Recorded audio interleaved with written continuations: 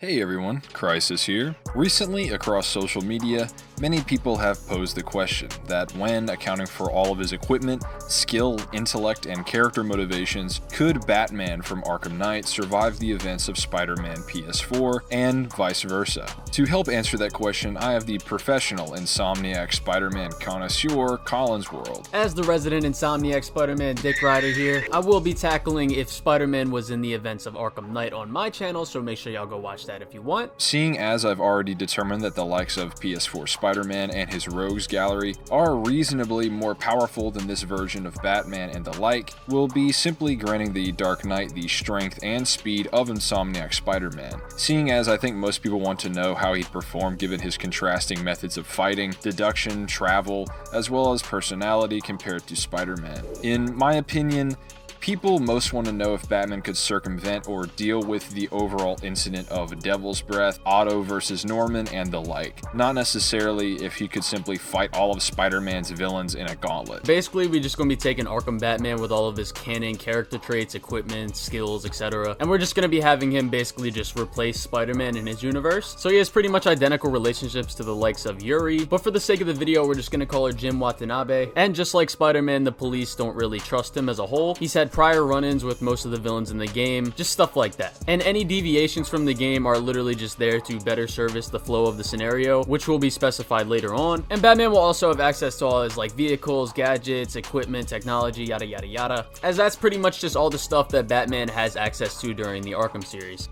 Also, seeing as Batman pretty much only comes out at night, we're just gonna have to roll with it and say that all of the important events that happened during the day in Spider-Man PS4 happened during at night. Otherwise, we really don't have a story here. So with that said, could Arkham Batman survive Spider-Man PS4?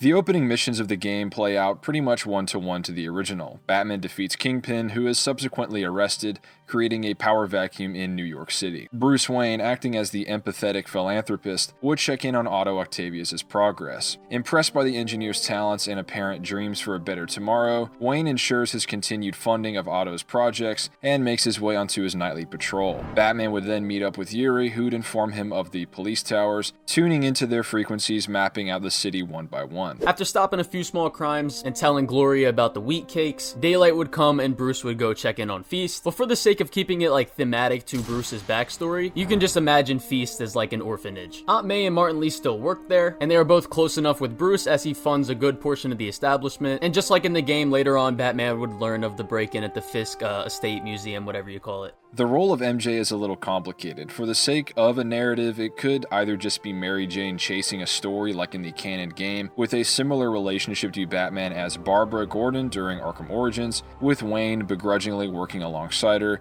as he knows he can't stop her from pursuing justice. Or maybe Catwoman looking to rob Kingpin, as he had blackmail on Selina hidden within the art house. It doesn't really change the story, so it's up to you. The Dark Knight would combat the mask-wearing assailants, then being informed about Devil's Breath by his ally. After meeting with Otto again, red flags have started to raise as his experiments start to go awry. Bruce maintains the funding, but he does take a mental note of Otto's anger and tendency to flip out. Batman would then respond to Shocker's bank robbery just like Spider-Man. The Dark Knight would detain him, who either lets out that he's being paid to steal money from his questionably human employers. After all, Spider-Man barely pressed Shocker and he just said as much. Batman would either do the same or force it out of Schultz after an interrogation. With a meeting from Norman Osborn to follow, Bruce, having looked into the past of those he's invested in, as well as keeping tabs on other influential people in the city, is fully aware of Otto and Norman's rivalry and history from the jump. The detective begins to draw a connection between Shocker's employers and the superhuman demon gang. Yuri later informs Batman about Jefferson Davis's investigation into Fisk's warehouse located in the docks, when demons attack and steal Kingpin's weapons. A pursuit takes place, with Batman using the Batmobile's cables to save civilians, being aided by Davis. And since Batman ain't as broke as Peter, he doesn't have to dig through the trash looking for his belongings, so he simply meets up with May again the following morning. He maybe even slides her a few $100, and with trust established between himself and Jefferson Davis, just like in the game, Jeff contacts Batman over his frequency and informs him of the demon's attack on Fisk's construction site. And since Batman doesn't have web shooters, he can't really connect the helicopter to some giant hunk of machinery, so he'd simply pursue, grapple onto the helicopter, and detain impersonating the drivers, calling in the Batplane, securing the chopper midair. He'd secure an attempt to interrogate the demons, however they don't break, with Batman just leaving them for the police.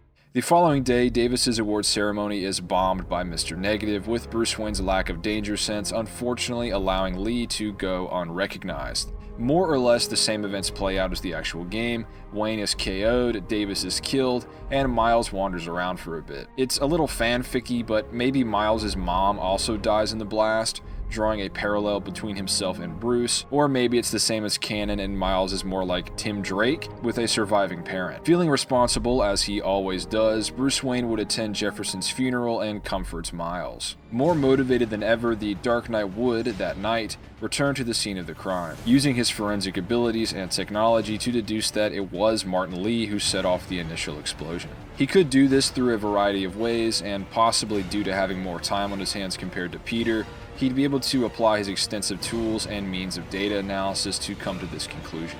Checking local CCTV cameras, reconstructing the crime scene, chasing leads, etc. I think it's safe to say that Arkham Batman could assess the culprit of a bombing committed in broad daylight, which he himself attended. He informs Yuri of his findings, but it's not enough to move on Lee just yet. Norman enlists Sable to protect the city from the growing threat of the demons, with the leader of the organization, Silver Sablanova, clashing with Batman before even drawing a line in the sand. Bruce would investigate Lee's office at Feast, finding his hidden room filled with writings and tape recordings, further proving his involvement with the demons and the City Hall bombing, as well as his hate for Norman. Batman would have already noticed the wiring on the floor react fast enough to avoid its trappings, or maybe just avoid the floor gate entirely. Either way, we're just gonna say he's gonna dodge this trap that Martin Lee has for the burn room of the evidence. And I think it's safe to say he would just avoid the pressure plate entirely because it's just within his character to be cautious. Bruce would tail Lee outside of the building, where he'd easily fought off his possessed assailants and toss a tracker onto Lee's limo. Here, there's a good chance that Batman suits up and pursues Mr. Negative, eventually defeating him already. Maybe Lee changes cars at some point through his transit. It won't really make much of a difference ultimately. At most, this would just circumvent the whole random doctor hunting, with the rest of the events playing out pretty much the same as what I'm about to detail. If Lee manages to slip away here, Bruce would once again check on Otto that morning. Things wouldn't play out as well as he'd hoped, leading to an outburst targeted towards Norman Osborn, which Wayne would again mentally note. Mary Jane would inform Batman of Tombstone's activities, which he'd curb, before his systems would notify him of a break-in taking place at Oscorp CFO Charles Standish's home. Batman's databases would as well grant him knowledge of Standish and his vocation. The Dark Knight would then save the Doctor and learn more about Devil's Breath, hearing the name Delaney. Here, Batman would save a lot of time simply having Delaney's files through his databases and things of that nature, which means he wouldn't have to go through the whole Halloween party search, yada yada yada. He'd know what Dr. Delaney looks like, and his detective vision could just ID him, even through the mask, meaning he could get to the Doctor before the demons, which leads Batman to learning about Morgan Michaels and his role in creating Devil's Breath, and the fact that he's the only person who has it. Batman secures Delaney as he arrives before the demons. If Batman hadn't already apprehended Mr. Negative, he would do so now and place Delaney in police custody, saving his life compared to the canon game. The demons may still try searching for him, causing chaos at the party, with Batman fighting off the demons long enough for them to realize Delaney is safe, with Lee slipping away. Seeing as everything ties back to Oscorp and with the threat of Devil's Breath described to Batman, he'd hack and disable Norman's security system and to break into his computer, further discovering the nature of Osborn's involvement in Devil's Breath. Batman would likely think to use the Pwn box seen in Arkham Origins to download all of Norman's files, putting in the work to locate and bridge Norman's networks and telecom wires. Via this, he may learn of things like Morgan Michaels' location, Mr. Negative's origin, Harry's status and location, all evidence to defame Norman and potentially put him behind bars if leaked anonymously. Either way, he'd find Michaels beating the demons as he saved time avoiding searching for Delaney, as well as putting both of them in police custody / witness protection, and Bruce wouldn't really trust anybody with this Devil's Breath, so he would just take it for himself and keep it at Wayne Tower or Wayne Manor. If Mr. Negative has managed to slip away up until now, he'd surely attack and attempt to kidnap Morgan from the NYPD in an attempt to obtain or figure out where Devil's Breath is. Batman would respond in full force using the Batmobile and his brawn to surely defeat Mr. Negative and his goons. If Martin Lee manages to mentally attack Batman, it's safe to say he would be able to resist these illusions, as he's done so with Dr. Crane's fear toxin. He was able to fight through Ra's al Ghul's illusions, as well as the Mad Hatter's psychic attacks.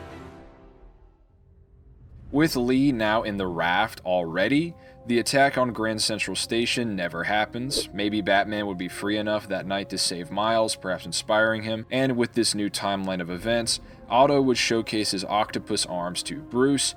However, they'd again kind of go haywire, with Wayne's engineering mind as well noticing the potential damage this could be causing to Oc's brain. Personally, I find it hard to believe that at this point Bruce wouldn't seriously consider Otto a danger to, if not others, than himself. He's seen him act erratically, thinks he may have a screw loose, and could for sure see his arms as a potential weapon. So we saw a few scenarios playing out here. If there weren't enough evidence to deface Norman at the servers in Oscorp Tower, Batman could certainly just sneak into Osborn's home and find it, which is for sure in the Dark Knight's character. I don't think that Norman would go to jail because Batman acquired all this evidence illegally, but either way, he's just defaming Norman. But at that point, with Otto's funding so far secure as Wayne's been helping him along the way, with Devil's Breath out of the picture, and with Norman quite possibly losing his role as mayor, and I think it's safe to say that he would lose the role as mayor, because he does in the game anyway. Or maybe not lose it, but he would just resign in disgrace like he does in the game. And Otto may very well not pursue his original goal at all, as Batman would have unknowingly either curbed or pretty much achieved what he'd hoped to do already. That, or Wayne suspects Otto of planning something, as he was kind of openly recording tapes and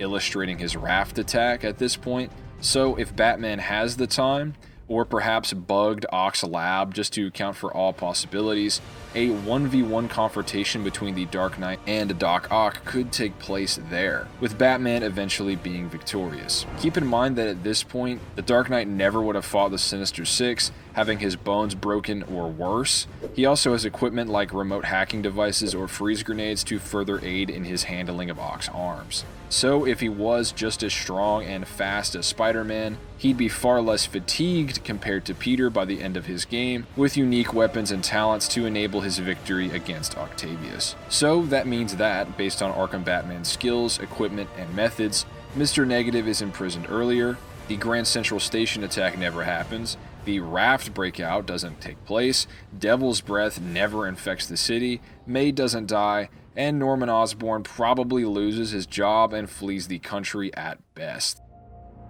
Again, this is all under the basis that Batman is equally as durable as Spider-Man, which he's not in reality. And if it was to come to pass, he'd definitely be killed by the Sinister Six if they were to be freed. As the only reason Peter even lived from the Sinister Six jumping him is because Otto cared for him, wanted to torture him, and pretty much intimately cared about him since he knew he was Spider-Man. But Batman wouldn't really have anything like that, so the Sinister Six would just kill him. Either that or torture him for the Devil's Breath location, since, Batman took it earlier in the story. And while Batman probably wouldn't crack under pressure of torture, they would probably just take his mask off and go to Wayne Manor and eventually find the Devil's Breath. But either way, we can't really see Batman succeeding if he had to fight the Sinister Six, if we didn't put him on the same level as Spider-Man physicality wise. And again, Peter would have died if Otto didn't stop the Sinister Six from jumping him. As for all the side missions and the City That Never Sleeps DLC, I can imagine all the side missions playing out the same. I could see the City That Never Sleeps DLC playing out differently if we were to write the story different. But for the sake of the video, we're just gonna say Batman gets through it. Batman would probably end up laying pipe on Felicia. He would team up with Sable, Hammerhead would still turn himself into Optimus Prime, and Batman would just use the bat plane to hit Hammerhead with the good old special, and it would just be over. With all that said, thanks for watching, and be sure to let me know any future scenarios or matchups you want to see later. I'm thinking maybe Solid Snake in Resident Evil 2, or Link versus Elden Ring. Regardless, be sure to tell me in the comments down below. Thanks a bunch to Collins World for helping me with the video, as he for sure knows the plot of Spider-Man PS4 inside and out. Check out his channel if you want to know how Spider-Man would fare in Arkham Knight. I'm featured in that video as well. And as always, I'll see you all next time.